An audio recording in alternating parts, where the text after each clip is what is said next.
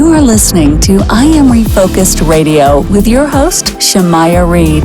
This show is designed to inspire you to live your purpose and regain your focus. And now, here's your host, Shamaya Reed.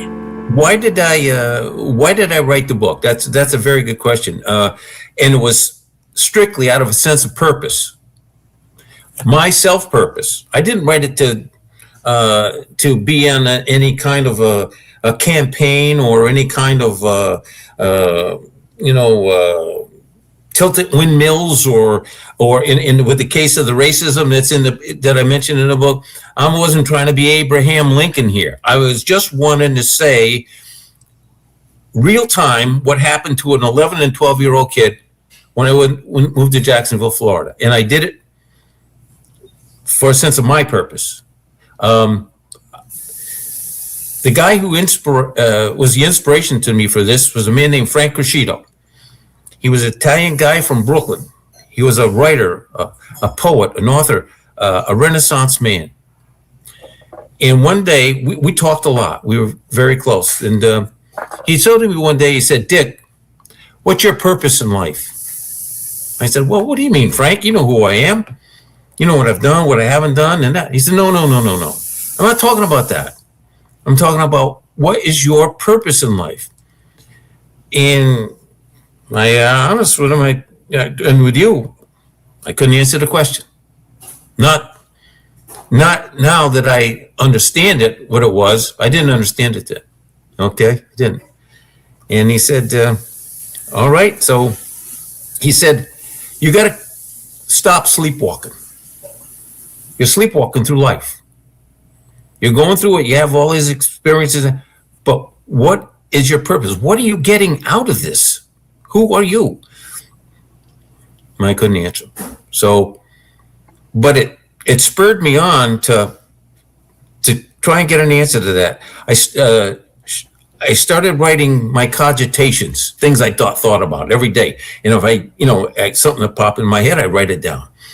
And a lot of it was nonsense. Okay, it was. Some of it was pretty good. Some of it was nonsense. And then I started writing poetry. Well, I wrote rhymes. I didn't write poetry. Okay, poets only write poetry. But then I started to write the Mullet Man. I was 79 at the time, and never had done anything like this before. Never had done it. And so I started writing it. 2.5 years later, I get the manuscript finished. All right. I bring it on over to Frank to read it because I'm sitting right on the edge here. I want, he was the guy, the mentor. I wanted him to tell me what he thought it was. If it was good, bad, or ugly, I didn't care. Well, I did care, but anyway. He told me, he said, and I'll never forget this. He comes out very slowly, has the manuscript. We're sitting down at the table, and he looks at me and he said, I'm just waiting on pins and needles here, He said, "Dick," he says, "it's a treasure of sorts." Now, why I tell you this story is I wasn't going to publish the manuscript. I wasn't going to do that. I didn't publish any of my poetry, my cogitations, or anything. I just wanted to do it. Said I did it. I wrote it. And he said, "You have to publish this." He says, "It's provocative, but you're going to have to publish it." He encouraged me that. Well, I said, "Yeah, okay, Frank." And so I took the manuscript and I had it edited. And one of the editors, guy I got to know fairly well, he told me, he said, "Dick, you got to publish this book." He says it's provocative, just like Frank. He said, "You have to publish this book. This is something worthwhile to send out as a message for someone can understand real time your experience when we first moved down to Jacksonville, Florida in 1955, when I was 11 years old.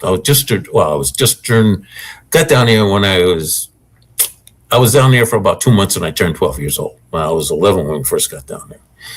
But that's what the book is. Now, the message, that's an interesting thing.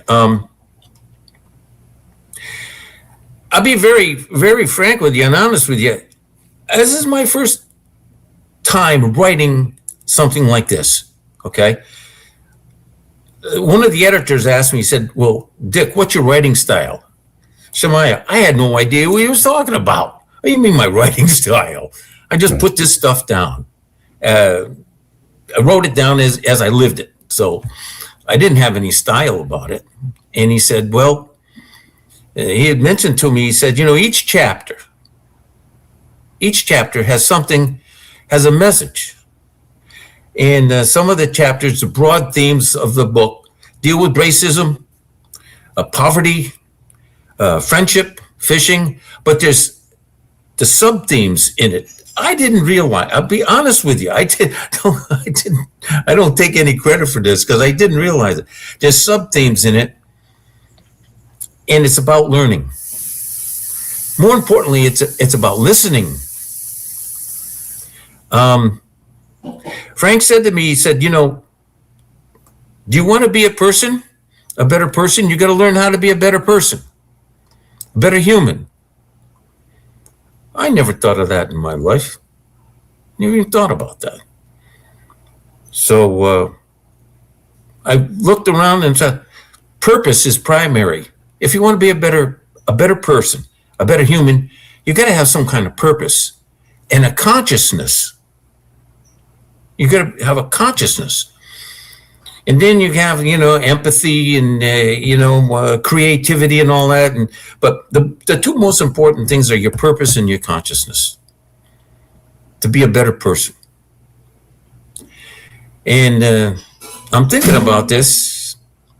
And Frank says to me one day, he says, to do this, you're going to have to listen to this. This was cool. He said, to learn this, you have to learn how to listen.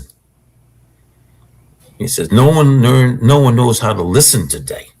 Really listen. You hear. I'm sure you've heard this before. You hear, but you're not listening. And you're not being selective in what you listen to. You ain't filtering out what you should be filtering out. And I thought about this. And the more I thought about it, the more I realized he was right. I was sleepwalking through life, just going through life, not pursuing the things I should be pursuing because I wasn't listening. And I come up with this idea I had. I call it the nonsense of the noise. Maybe so. Nothing I'm saying here hasn't been thought of, done, written about, or anything. But this is how my take on it. And I called it the nonsense of the noise. How we're always sitting there. You get up in the morning and you're bombarded with the gossip, the nonsense, the BS, all the crap that is going on that is really non-productive. And it damn sure doesn't make you listen to become the sense your purpose to become a better person. It just helps you sleepwalk more through life. You get up, you talk about, what did that guy at sports, you take for instance, he's a bad, and it goes on and on and on, and it's nonsense. There's no legitimate conversation that is going on because, Shania, I'm not sure we're capable of that anymore in this society. I'm just not.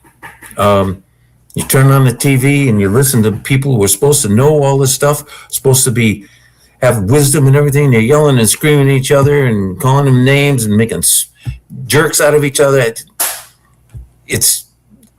Conversation is, I don't know. We damn sure can improve it.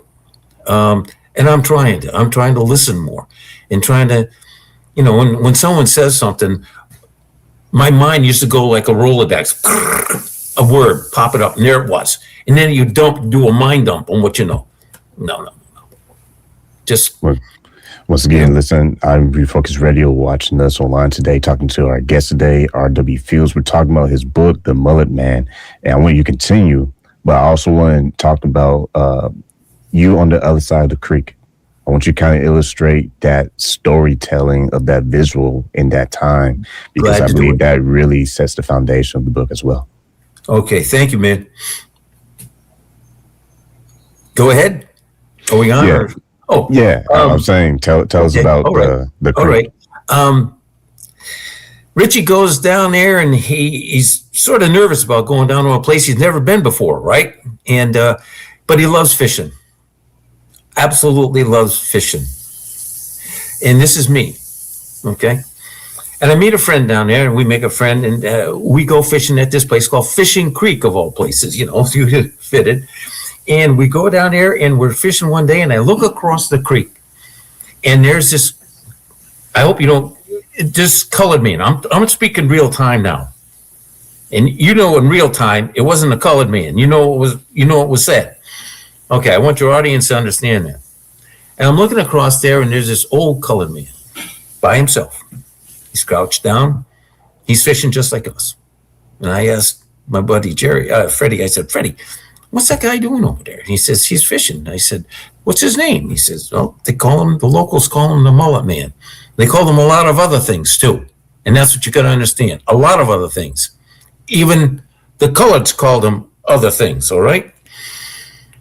So I'm sitting there, and the fish start coming. You can see them. They're jumping out of the water, the mullet. Oh, beautiful sight. He starts catching one right after another. I don't mean just little ones like we were. He was catching big ones. And I'm sitting there, and I'm saying, how? And Freddie says to me, now you know why they call him the Mullet Man. So I said, well, why don't we go over there? He says, you kidding me? Why do we want to go over there and fish with that crazy guy? There's snakes and swamp and everything over there. Where we were fishing, you could walk down there, put out a chair. It was easy to get to, and that's important to understand. It was easy.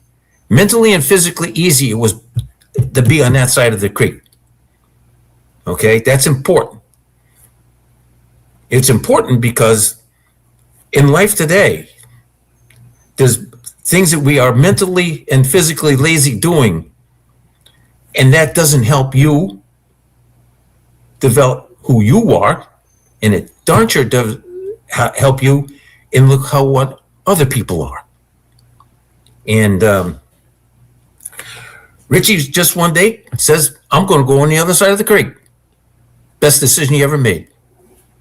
Best decision he ever made. Yeah, he had to go through the swamp and had to, the snakes and all that other stuff he had to do. But he gets there, and fortunately, he gets to meet the Mullet Man. And their first meeting is very interesting. The Mullet Man gets there.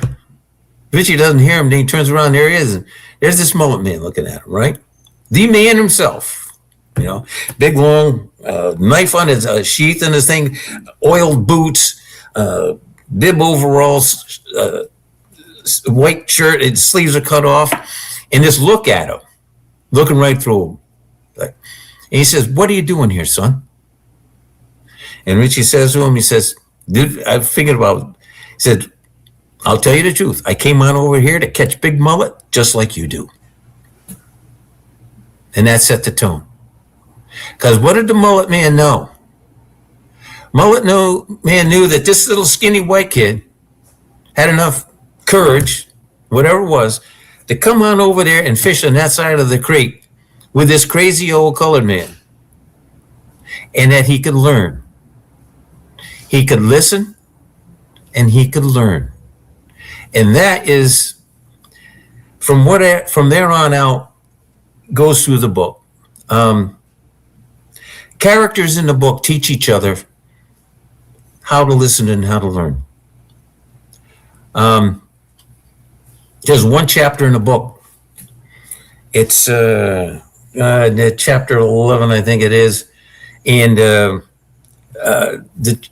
chapter again is real time. And I don't want to offend some of your audience, but when I was writing the book, I wrote it real time. And if I didn't write it real time, I wouldn't have written a book. I wouldn't have written it because it wouldn't have been right. It wouldn't have been me. It wouldn't have been right for the time. It wouldn't have been right for the story. So the words I use in a book are provocative. They're what was said in those days. So there's this one chapter.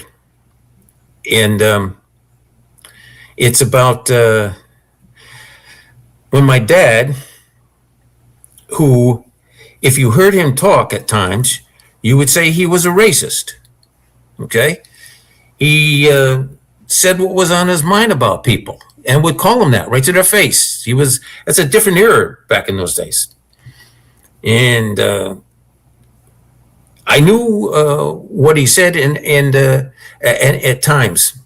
And when I went down there, and this is something your audience is gonna, when I went down there, I had no idea about Southern culture, nothing. I had come from Rhode Island and California, nothing about Southern culture and what was going on down there. So when I was down there and experienced it, it was a shock. But let me tell you something. You soon got over the shock. And before you know it, you were part of the culture. I wasn't indoctrinated like the other kids that I knew of. They were indoctrinated from when they were born. So we're driving around down the road one day, and my dad sees this black woman, big black woman in a white shirt, dress on and that, trying to fix a flat tire on an old pickup truck. I'll never forget this. He's going down the road. No one had stopped. He goes down, he pulls off the road about, 20 yards in front of her or something like that. And I'm looking at him, I said, what's going on here? Okay, so my dad gets out of the truck, starts walking towards her. And the woman stands up. She has a lug wrench in her hand, okay? And you can know what's going through her mind. Now, what's this big black guy, a white guy, coming on over here to do with me, right? And I'm walking to the side of the truck, I'm going with my dad. And I'm wondering the same thing. And he gets a little bit from her and he says, "Can I help you?" And she looks at him, doesn't say anything. He says, "Can I help you?" And she says, "I'm trying to get my tire off. The lugs must be thing." "Yes, you can help me." She walks towards him. She's got she hands him the lug wrench. Now think about this. You're 1955. Okay. My dad goes on over. Within 5 minutes, he's sweating, just dripping wet. It was so hot down there, and she was the same thing. You could see her skin through her white dress. You can see it. And I'm watching this, and he gets done, puts the thing away, gets it all done, and he gets up and he says, "Thank you." She says, "Well, thank you." And my dad says, "Well, you're welcome." Then she does something that's important. She reaches in her pocketbook and she gets out a dollar bill. And she goes over and gives the dollar bill to my dad. And my dad says to her, "I wanted to help you, just help you." And he wouldn't take the money. So we say goodbye. We get in our car. And as we're leaving, I look back at her. She's standing right next to her truck with the dollar bill in her still hand, looking and thinking about just went on. And we're going down the road. And I'm looking at my father. I said, "What was that all about? Why did you stop to help that?" And he said, she was a good colored woman. You never said black in those days. That wasn't part of the deal. Or African American. She was a good colored woman. Then we go a little bit farther, and I said, "Well, how do you know? What made you say that?" It says, "She was out there fixing the tire by herself. She didn't want anyone to help her, especially some white guy coming on down the road to help her.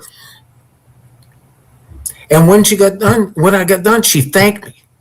She wasn't, she offered me $1, which is a lot of money in those days. You wouldn't understand it. That's a lot of money." And he said, "You would want someone to stop and help your mom if she had a flat tire, wouldn't you?" And I said, yeah. Well, that's why you do it. That's why you do it. It's the right thing to do. And so that's one of the chapters. But there's there's others in the chapters about poverty that are very, very similar to that, and others about race, and then others about friendship and fishing. But throughout the book, and Shamia, I'm telling you, I didn't understand this when I was doing it. There's a message there about the importance of listening, learning, because if you don't listen and learn, you can't grow as a person. If you can't grow as a person, how are you ever going to grow to understand other people? You can't. You're sleepwalking. You're all tied up in your own nonsense. Oh, nonsense of the noise. But it's been a fantastic experience for me to relay this message to folks such as yourself, people such as yourself, and putting it on the radio or on a podcast or wherever you run this thing at. And that's been the great thing about it. Once again, listen to I Am Refocused Radio. You've been listening to us and watching us online, talking to our guest today, R.W. Fields, and all about his book that you can get. It's available right now, The Mullet Man. We are about 5 minutes away for this interview, but I want to give it right back to you and ask this final question real quick, and that is, when you look at and reflect your book in the writing process and how it's already made a positive impact in the reader community, what is one thing you think about in today's time, and why is it so difficult for people to have honest conversations about race? Well, yeah, for one thing, race has become an issue that always has a political component. It's a political issue that always has some kind of a racial component. If you have your mind made up, if you know I want a person to talk with, I want to talk with a person who, when you talk to him, he says, I really don't know. They're receptive. How many of us are like that anymore? You can talk with a person who says, well, I think I know. That's problematic. They got room to learn. But when you deal with someone that says, I know, forget about it. You're not going to talk with them. And that's how many of us are today. We're too goddamn, we're too full of ourselves. We think we got all the answers. We don't even know half the questions, never mind the answers. We got something in our mind that's made up, and and if you're like that, you can't help that. You want to find someone who says, I don't know, or I think I know, but I'm willing to learn. I'm willing to listen, to learn, to grow as a person. And me growing as a person is going to allow me to understand where you're coming from. We don't do that. As soon as someone starts opening up their mouth, the Rolodex goes to a certain thing, bang, and that's how you respond. That's how you immediately respond. I don't think you can get anywhere like that. That's just me.